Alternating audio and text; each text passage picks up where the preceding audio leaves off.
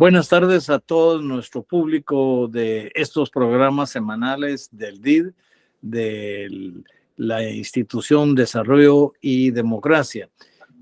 Como ustedes saben, el DID ha estado haciendo estos videos semanalmente, estos podcasts para promover la democracia cabalmente y como única alternativa de desarrollo y analizar ejemplos de diferentes países de nuestro continente. Mi nombre es Frank Larue y soy el director de comunicación del DID y por eso en este momento dirigiendo estos programas. Y hoy tenemos un gran privilegio porque tenemos un invitado ecuatoriano que ha estado haciendo una tremenda lucha en contra de la corrupción. Tenemos a Juan Esteban Guardás, que es el director de la Fundación contra la Corrupción en Ecuador y que efectivamente fue uno de los que inició y impulsó también la Comisión Nacional contra la Corrupción. Juan Esteban, bienvenido al programa. Es un honor estar aquí, Frank. Cuéntanos, antes de empezar este programa conversábamos fuera de cámara, pero que Ecuador está entrando en una recta trágica de mucha violencia, más de la que uno hubiera esperado. Hay países que siempre se han conocido como países corruptos, hemos reconocido países como países violentos, nosotros que hemos trabajado la protección de periodistas, de periodismo investigativo, la libertad de prensa, la libertad de expresión. Hemos visto la persecución y asesinato de periodistas en México, en Colombia, en múltiples países. Sin embargo, Ecuador siempre pareció ser un lugar donde esa violencia no se daba. Cuéntanos, ¿qué pasó? ¿Por qué esa supuesta tranquilidad que desde fuera veíamos algunos en América Latina de Ecuador, ¿por qué se perdió? Bueno, mira, porque, Frank, en el Ecuador, el principal motor de movilidad social es el Estado ecuatoriano, son las instituciones públicas. De hecho, el sueño ecuatoriano es el funcionario, porque ahí es donde tú podías enriquecerte y cambiar el estrato social. Dado que el sector privado durante mucho tiempo fue perdiendo fuerza, el Estado, las instituciones públicas era la mina de oro. Y claro, cuando eso ocurre, las personas están dispuestas a hacer cada vez más concesiones, más sacrificios para entrar a las instituciones públicas. Y aquí empezamos a tener políticos que empezaron a acercarse al narcotráfico para llegar a las instituciones públicas.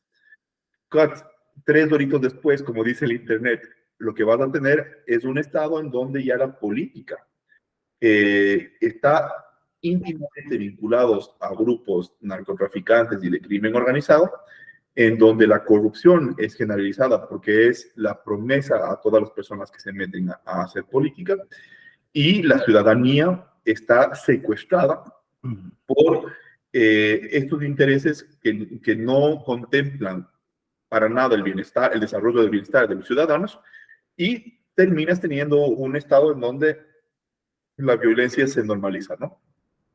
Claro, claro. Eso es interesante que lo digas porque es un fenómeno que hemos visto en varios países del continente. O sea, tú tienes una élite económica que ya tiene sus recursos y probablemente los ha heredado, pero donde realmente la acumulación de capital, digamos, la acumulación económica se da en el manejo del presupuesto del Estado.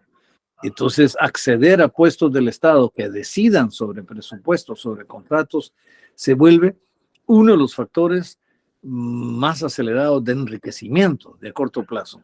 Y eso explica fenómenos incluso continentales, como el caso de Odebrecht y otras empresas que descubrieron esa debilidad en múltiples países y en sus funcionarios y pudieron asegurar contratos millonarios a pura corrupción. En mi país, Guatemala, hemos tenido un fenómeno donde el Ejecutivo, el presidente, logró controlar al Congreso inicialmente a base de corrupción, de comprar los votos, literalmente. Incluso la prensa llegó a estimar cuánto vale un voto en momentos álgidos para temas realmente de interés nacional. Y así ya no hay división entre el Ejecutivo y el Legislativo, porque el Legislativo responde totalmente, y a partir del Congreso empezó el control de la Corte Suprema, porque el Congreso es quien nombra a la Corte Suprema. Entonces nosotros, vía corrupción, fuimos perdiendo la autonomía de las instituciones.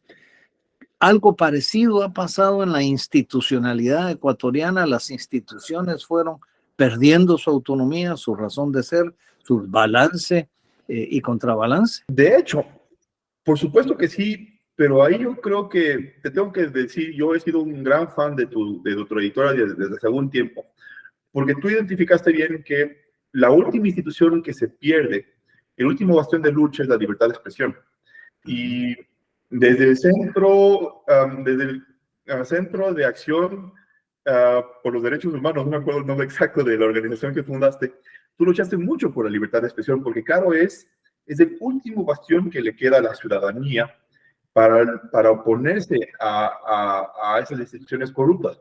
Pero justamente ahorita en Ecuador estamos viendo ya una presión desde muchos sectores de las instituciones públicas y del narcotráfico hacia la libertad de expresión. Dos ejemplos, mira, existe un caricaturista que se llama Boni, un caricaturista maravilloso ecuatoriano, que le acaban de poner una demanda penal por atacar el honor del ex abogado de Correa. Entonces, el ex abogado de Correa fue criticado y la repercusión es de demanda penal en contra de Bonil. Eso es lo uno. Y lo otro, los candidatos a la presidencia ya no pueden hablar de los problemas que le atañen al país. A Fernando Villavicencio le mataron siendo solamente candidato, pero era su expresión, era lo que él hablaba, lo que le llevó al ataúd. Entonces, sí yo ya estoy viendo un nivel de desarticulación de la sociedad ecuatoriana en donde ya este último bastión de lucha, que justamente ha sido uno de los objetos principales de tu carrera, ya está siendo afectado. Entonces, necesitamos empezar a proteger más la libertad de expresión aquí en el Ecuador, es de lo poco que nos queda, ¿no?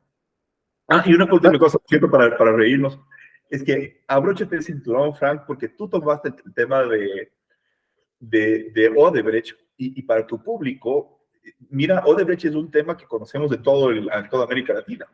Resulta que hace pocas semanas tenemos un concurso para saber quién es el Contralor del Ecuador. El Contralor del Ecuador es la máxima autoridad de fiscalización de los recursos públicos. En primer lugar, para Contralor quedó la mano derecha del Contralor que está huido del país, por juicio en Estados Unidos, por ser el Contralor durante la época de Odebrecht. Primero, o sea, su mano derecha, la subcontralora durante el periodo de Carlos Poli, quedó en primer lugar. Y en segundo lugar, maestro, el ex abogado de Odebrecht. Entonces, ahorita toda la trama de Odebrecht vuelve mucho hacia nosotros, porque yo estuve denunciando que cómo puede ser que el concurso de Contralor termine en una situación en donde la primera persona es la ex contralora que permitió todas las porquerías de Odebrecht y la segunda persona el ex abogado de Odebrecht. O sea, hay que ser un poco descarados para ya intentar colocar a esa gente en ese sitial. Muy descarado hay que ser, pero el tema central de lo que tú dices, creo yo que esto va increciendo porque lo que se fue dando fue un nivel cada vez más alto de impunidad. Nosotros hemos visto que en la medida en que no funciona la justicia, la corrupción se generaliza como fenómeno, pero pasar de la corrupción a la violencia es más que un salto. ¿Por qué? Porque el fenómeno es el mismo, es la impunidad, es el no tener justicia por esos acontecimientos, el que no sucede nada a quienes toman acciones violentas o a quienes utilizan mal los recursos del Estado. La impunidad para siendo el elemento motriz, digamos, de esta crisis de Estado por la que atravesamos. Y cuéntanos, digamos, en este trabajo, digamos, ustedes con la Fundación contra la Corrupción han enfrentado probablemente también amenazas como porque yo me imagino, fue impresionante ver a Fernando Villavicencio asesinado siendo uno de los candidatos más conocidos a la presidencia, teniendo popularidad por sus denuncias. Sin embargo, se atrevieron en pleno lugar público y rodeado de policías y todo, asesinarlo, digamos. Esto fue un acto descarado como para demostrarle que a cualquiera le puede suceder. ¿Cómo se sienten todos ustedes que están luchando contra la corrupción? Bueno, al respecto te quería decir algunos temas. Primero, de todas maneras, sí, comparto totalmente tu visión de que la impunidad exacerbada genera un país como lo que hoy está viviendo el Ecuador, genera un contexto nacional de ese tipo. No obstante, sí quiero contarte un par de particularidades torpes del sistema ecuatoriano que han generado esa impunidad. Mira, en Ecuador, durante un gobierno populista que estuvo aquí desde el 2007 hasta el 2017, se generó este concepto de que la ciudadanía no es víctima de la corrupción, solo el Estado es víctima de la corrupción. Entonces, en nuestro Código Penal se establece que son delitos contra la eficiencia del Estado. Ahora, eso parecería un tema baladí, no tan importante. Las consecuencias son enormes. Porque Claro. como tú y yo no somos víctimas de la corrupción, no podemos decir nada y no podemos estar en los juicios. Nos toca, podemos denunciar, es decir, investigar, poner en atención de las autoridades públicas los casos de corrupción, pero luego nos toca, nos dicen muchas gracias, vaya a ver por televisión las noticias del juicio porque usted ya no tiene ver en este entierro. Entonces, yo, por ejemplo, con la Fundación hemos ido luchando para cambiar ese concepto, para que se entienda que la ciudadanía es la principal y única víctima de la corrupción. Y más bien adoptar el punto de vista de otras organizaciones, de otros países, como por ejemplo en España, que tienen el acusador popular, o México, que tiene el concepto de que la ciudadanía tiene el interés legítimo de perseguir la corrupción.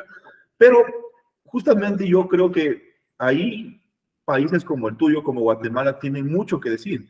Ya me acordé de tu organización, el Centro para la Acción Legal para los Derechos Humanos. Pero además no es la única experiencia que vale la pena recabar de Guatemala.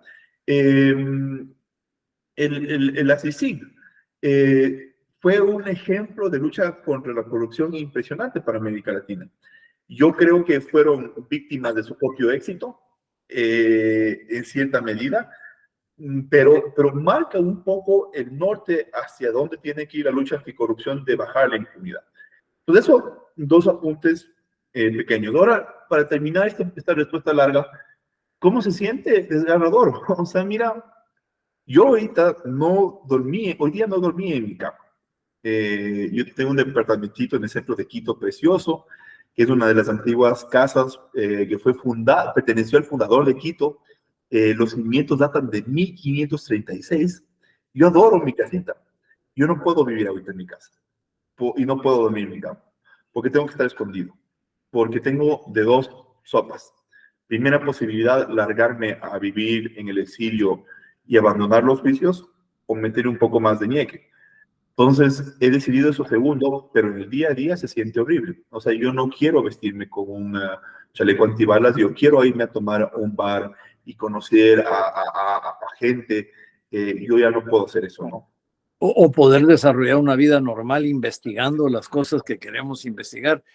De nuevo, en el caso de mi país, tenemos fiscales cuya función era investigar, su profesión como fiscal era investigar el crimen, y por hacerlo y hacerlo bien, pararon hoy en el exilio porque hoy son ellos los demandados. Pero solo quería decirte, y me gustaría volver al tema de CICIG que mencionaste, pero efectivamente cuando la gente habla de Estado, es porque confunden el Estado presentado como lo están presentando en la retórica en Ecuador es una ficción, porque el Estado principalmente es la población, o sea, el Estado es población, territorio e institucionalidad, pero el factor más importante es la población misma, la que constituye el Estado. Entonces, el Estado es la institucionalidad que funciona para el bien común, al servicio de la población y con recursos de la población, recursos que salen de los impuestos de la ciudadanía. Entonces, cada acto de corrupción, el ofendido es el pueblo, digamos, es la población, es la ciudadanía, o la población en general, no solo la ciudadanía de todas las edades. Y esto es importante marcarlo. Aquí sí es el Estado quien podrá hacer la denuncia, demandar, pero efectivamente investigar la corrupción es un derecho ciudadano. Cualquiera lo puede hacer, porque se está tratando de utilizar los recursos de toda la nación. Y esto va a afectar el futuro de todos, va a afectar la salud, la educación, la infraestructura, las carreteras, va a afectar absolutamente todo. Entonces, ese sí es una ficción que se quiere montar. Y como tú decías, por eso hay países que tienen un defensor del pueblo. Es el pueblo el que debe poder demandar. O tienen órganos de control popular. En el caso que tú mencionaste de la CICIG, es interesante, pues la CICIG ha sido un caso único de investigación. Yo lo viví muy de cerca porque estuve en los orígenes de la CICIG. Yo trabajaba con el vicepresidente Stein cuando lo negociamos con Naciones Unidas. Y la CICIG surgió de dos cosas. Uno, de los acuerdos de paz, que decía el acuerdo de derechos humanos, que parte de garantizar los derechos humanos era combatir los cuerpos ilegales y aparatos clandestinos que quedaran todavía en el país después del conflicto armado. Y estos cuerpos ilegales podían ser públicos, si estaban en el Estado, o privados. Por eso se hablaba de cuerpos ilegales o aparatos clandestinos si estaban al interior del Estado. Pero también reconocimos, y este era el otro factor, que no había la capacidad en el país para hacerlo en forma técnica, científica e independiente.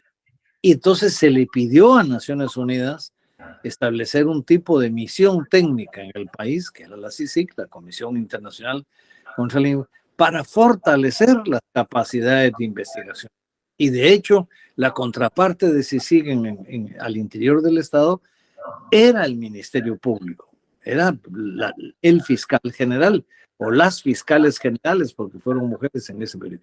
Y como tú bien dices, fue exitosísima la experiencia, pero tan exitosa que cuando se llegaron a tocar los intereses más álgidos, corrupción que tenía que ver con miembros de las altas élites económicas o que tenía que ver con grandes capos del crimen organizado, ahí incidieron sobre el presidente Jimmy Morales para que ya no renovara el mandato de la CICIG e incluso para que declararan non grato a Iván Velázquez, amigo nuestro que había hecho un excelente trabajo como comisionado en la CICIG. Lamentable porque aunque era primera vez que se hacía una experiencia así en el mundo, es una experiencia muy valiosa porque demostró que el apoyo técnico para el tema de investigación contra la corrupción y contra los aparatos clandestinos en el Estado es valiosísimo, realmente ayuda mucho y puede fortalecer a cualquier país.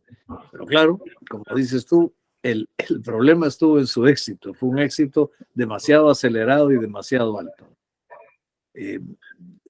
Hay que ver, hay países, Honduras ha estado discutiendo si quieren hacer una CICIG hondureña o no.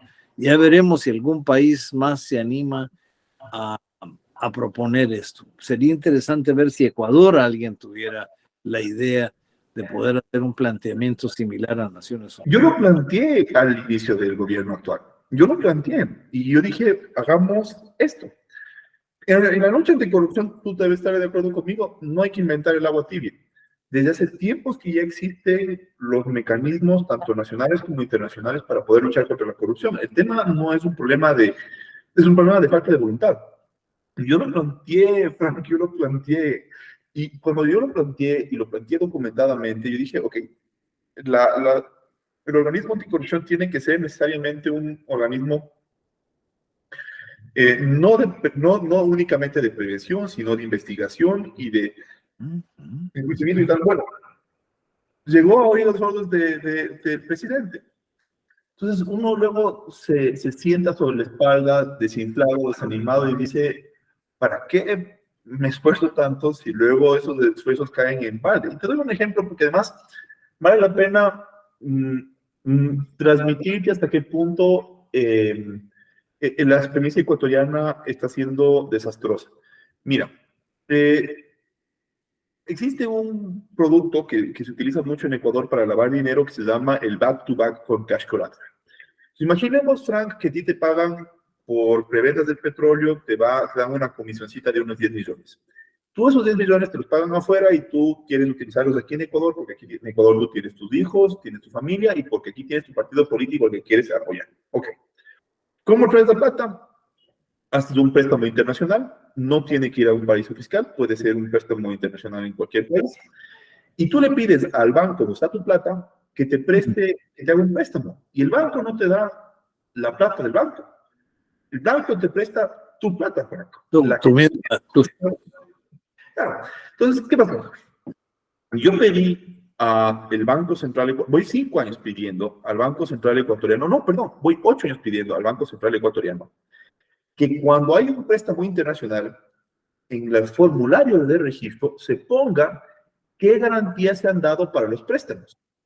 Porque si no hay garantías para un préstamo, tú puedes inferir que hay gato encerrado y que hay partes relacionadas, porque nadie te va a prestar plata al Ecuador de manera tan arriesgada sin garantía. Ahorita, Frank, no tengo ningún éxito porque el Banco Central no quiere preguntar cuáles son las garantías dejadas. Y esa información, claro que es relevante. El problema es, vuelvo al origen de mi respuesta, o de mi comentario, es un tema de falta de voluntad política. Ese es el meollo del asunto, ¿no? No, así es. Si no se quiere combatir la corrupción, no se va a combatir. O siempre se va a buscar elementos para hacerlo a medias. Esto también varía según qué tan enraizado en las estructuras del Estado, en la institucionalidad, esté el crimen organizado y la corrupción. Yo te cuento que uno de los éxitos de la CICIG, porque esto también es parte de la investigación, casi siempre cuando investigamos corrupción, se encuentra al responsable directo. Pero tras ese responsable directo hay uno o varios niveles más de personas que dieron la instrucción, pero que se benefician de la corrupción. Uno de los casos más significativos, de los primeros, con el que se llevó preso al primer presidente que caía preso por corrupción en Guatemala, que era general retirado, el general Otto Pérez Molina, que fue una investigación que hizo CICIG, fue un caso que se llamó La Línea, la banda de La Línea. Le llamaban la banda de La Línea porque era un sistema en que todas las aduanas del país, en los aeropuertos, en los puertos y en las fronteras, cobraban un monto adicional de tarifas de importación a todos los parejos, a todo mundo. Y ese monto adicional al de las normas de ley, digamos, se iba en cadena, en línea, hacia el director de aduana regional, el director de aduana regional hacia el nacional, de aduanas nacional hacia el Ministerio de Finanzas, el Ministerio de Finanzas a la vicepresidenta y de la vicepresidenta al presidente. O sea, era tal la secuencia y la CICIG logró investigar y desmantelar el aparato completo, desde las aduanas, donde empezaba, donde un visa de aduana ponía el sobrecargo, hasta la acumulación de todo ese dinero en la presidencia de la República. Y fue así como cayó el gobierno de Otto Pérez y él sigue detenido por ese delito y la vicepresidenta también. Otros delitos también cometieron, pero por ese. Pero lo digo porque las investigaciones deben ser investigaciones muy a fondo y muy técnicas, porque si no, se captura al responsable inmediato, que normalmente es alguien de nivel muy bajo o medio en el Estado, y no se captura a aquellos que diseñan el plan de corrupción, que dan las órdenes y que se benefician realmente en grande con eso. Por eso es que la CICIG fue un ejemplo muy exitoso de cómo hacer estas investigaciones y cómo trabajar. Juan Esteban, volviendo un poco al futuro de Ecuador, ¿cómo ves tú los próximos meses? Una pregunta indiscreta que me atrevo a preguntarte. ¿Tú nunca has querido postularte a un cargo público, a la presidencia o algún ministerio, al Contralor Nacional o algún puesto que permita combatir la corrupción? ¿Cómo ves la violencia también hacia quienes son críticos por la corrupción, como el caso de ustedes, a corto plazo? Porque así como Villavicencio pues estuvo dispuesto a levantar la bandera, ¿quién más podrá recogerla y levantarla y darle seguimiento? Yo ahorita ostento un cargo de elección popular. Yo soy el consejero suplente de la máxima autoridad anticorrupción del país, que ganó el ex abogado del expresidente Rafael Correa, que ahorita está a punto de ser destituido. Entonces, ahorita yo estoy en una situación un poco complicada porque hay 3 juicios que pueden terminar con la destitución de esta autoridad, en cuyo caso a mí me tocaría sucederle. Entonces, yo sí me he intentado mojar el poncho, correr esos riesgos. No obstante, cuando tú me preguntas sobre el futuro a corto plazo del Ecuador, yo te diría, es un desastre en salsa de torbellinos con topping de terror. ¿Por qué? Mira, y hay un tema que no hemos topado y justamente me permite tu pregunta, Pablo. La corrupción electoral en el Ecuador hace estragos porque a través de los procesos irregulares de elección popular se elige una clase política que está vinculada, está acostumbrada a hacer trampa. Mira, Frank, yo fui capitán de la selección ecuatoriana de esgrima y yo les llevé al Ecuador a 2 mundiales de esgrima. Cuando un deportista hace trampa, cuando un atleta se pone hasta el cogote de anabólicos, es normal que gane. Y cuando esa persona gana, cuando un tramposo gana, porque no se controla la trampa, esa persona no va a ser una persona limpia el resto de su gestión. Entonces, ahorita el Ecuador, obviamente que tenemos políticos buenos, pero la gran mayoría de la clase política está muy corroída porque la corrupción electoral es mortal. Te doy un ejemplo. Ahorita la campaña política del Ecuador para esta segunda vuelta empezaba el 24 de septiembre, es decir, anteayer, y terminaba el 12 de octubre. 24 de septiembre, 12 de octubre. Vamos 1 mes y medio de campaña, maestro. Y es una infracción electoral susceptible de la pérdida de la candidatura en Ecuador a hacer campaña. Pero nadie lo controla, porque a la autoridad electoral no le interesa pelearse con nadie. Entonces, como no con nadie. Sí. Exacto. Y una vez que tú tienes partidos políticos con fondos irregulares, o de corrupción, o de grupos organizados, o de empresas que te financian para luego tener pagos de favores, estás frito. Y luego, como tienes unos candidatos que están acostumbrados a hacer trampa para llegar al poder, estás frito. Y ahorita nosotros tenemos la peor iteración del Consejo Nacional Electoral que ha habido en la historia del Ecuador. Entonces, yo lo que veo es que la clase política a corto plazo del Ecuador no va a mejorar porque tenemos un sistema electoral que asegura que los tramposos ganen. Y mientras nosotros tengamos un sistema en donde te asegures que los tramposos ganen, es imposible que haya un cambio institucional de limpieza. Imposible. Bueno, uno de los temas, nosotros logramos, a base de lucha social, digamos, algunos cambios a la ley electoral. Pero tal vez el cambio más importante y que muchos han protestado es el control financiero de las campañas. Porque efectivamente es ahí donde está la disparidad. O sea, si alguien puede gastar millones más que otro, pues obviamente eso va a incidir en el voto, al igual que en la publicidad. Yo creo, alguien me decía, es que tú debes de defender el principio de igualdad, el principio de libertad de expresión, me decía. Yo le digo, sí, pero con igualdad, porque la igualdad es el factor más importante de un proceso electoral.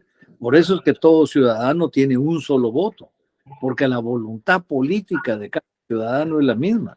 Entonces, defendiendo ese principio de igualdad implica que haya un balance en las contribuciones económicas, especialmente aún en las contribuciones que son legales.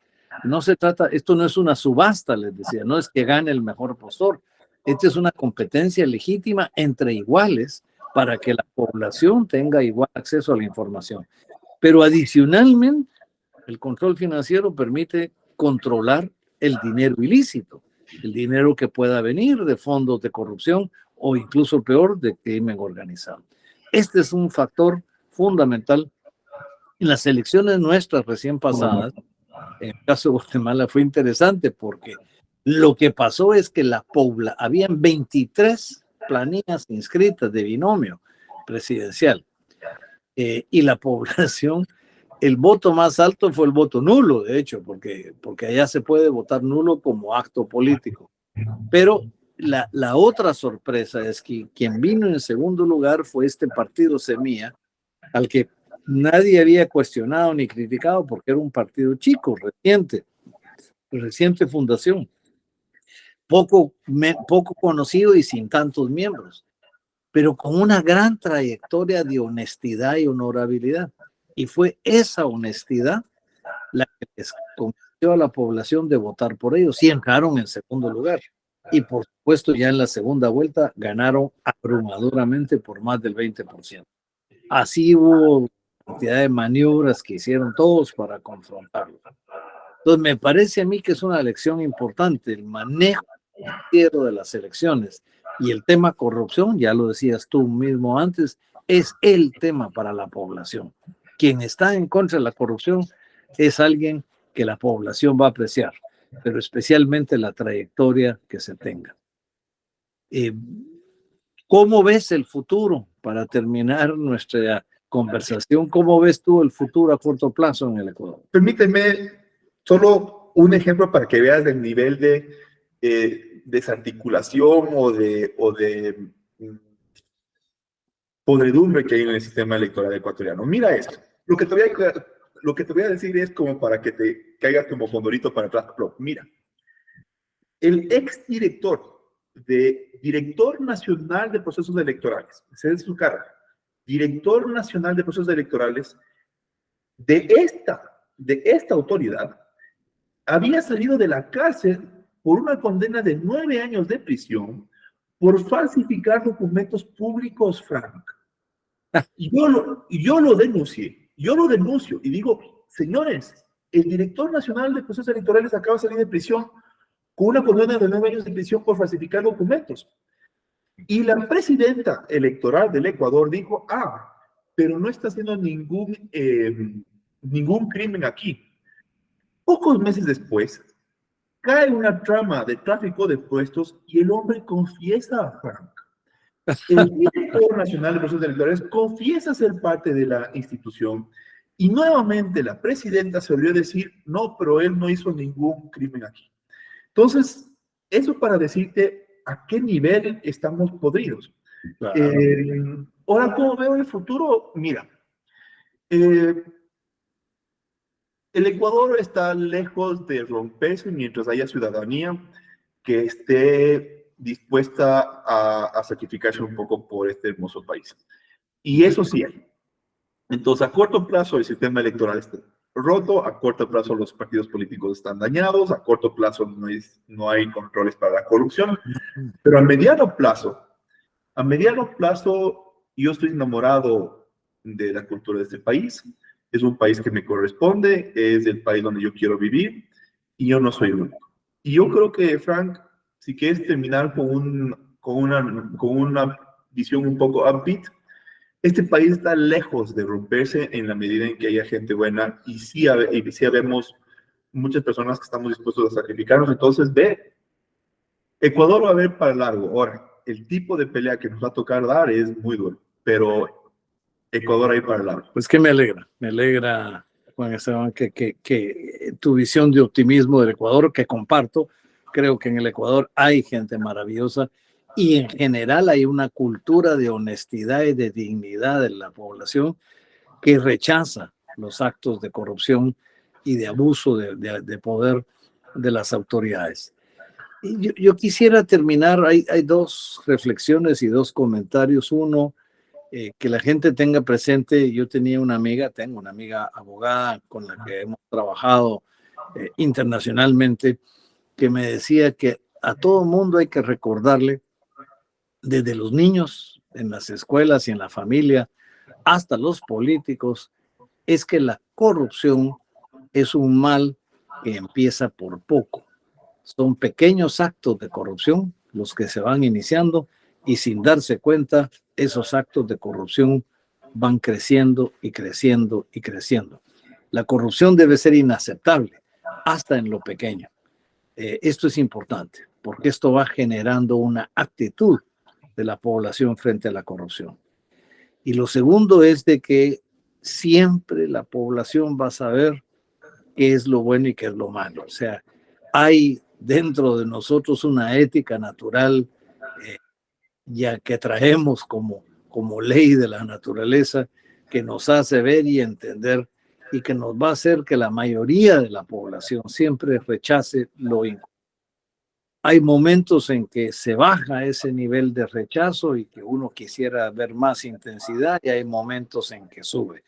Pero creo que el descaro de nuestros países en América Latina llegó a tan alto nivel, descaro de la corrupción y la impunidad, que los niveles de rechazo de la población también están subiendo. Y eso, creo yo, es una gran esperanza. Es la población la que rescata su país y rescata su Estado y su instituto. Juan Esteban, ha sido un gran privilegio esta conversación contigo. Te deseo lo mejor. Te pido que te cuides muchísimo en este ambiente tan violento del Ecuador hoy, pero que mantengas ese optimismo, esa cabeza en alto luchando, y que sigas viendo la perspectiva futura con optimismo en el Ecuador. Estimado Frank Arru, ha sido un honor del tamaño del volcán Pichincha tener esta entrevista contigo, siempre a las órdenes. Hasta pronto.